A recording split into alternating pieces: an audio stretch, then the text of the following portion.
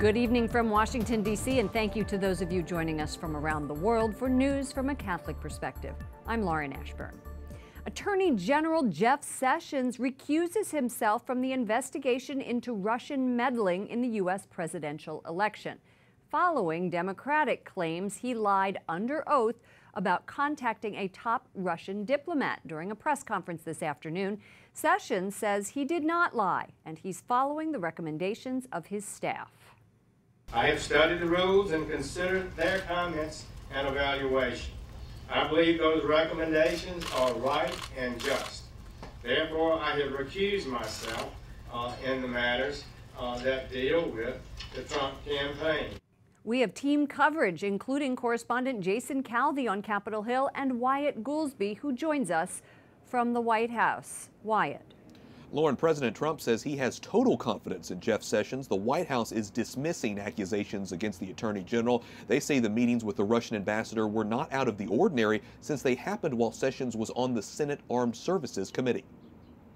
I have been called a surrogate at a time or two in that campaign, and I did not have communications with the Russians. Jeff Sessions told Congress under oath in January that he did not talk to the Russians. He now says he did, but makes one important distinction. Responding to a tweet, Sessions wrote, "The question was if the meeting was about the 2016 elections. It was not, just as other meetings with ambassadors were not." Senator Al Franken says Sessions' remarks in January weren't clear enough. At the very least, this was extremely misleading. I just asked a question, and he was the one who offered this.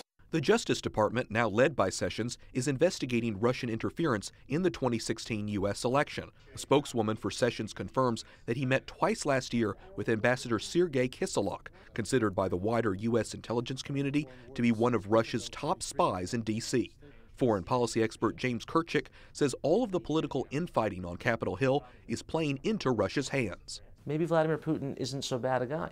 That is the message that the Russians are trying to sow across the world, and in particular in Europe. Speaking with CNN, Russia is making an effort to shift the blame back to the media. Are you concerned that the investigations into Russia are going to turn up more secret meetings? Please stop spreading lie and false news. Many in Russia are dismissing the accusations. The uproar is widely seen in Moscow as efforts by Trump's political opponents to block any attempts at mending relations between the two countries. Lauren? Wyatt Goolsbee reporting from the White House. Thank you, Wyatt.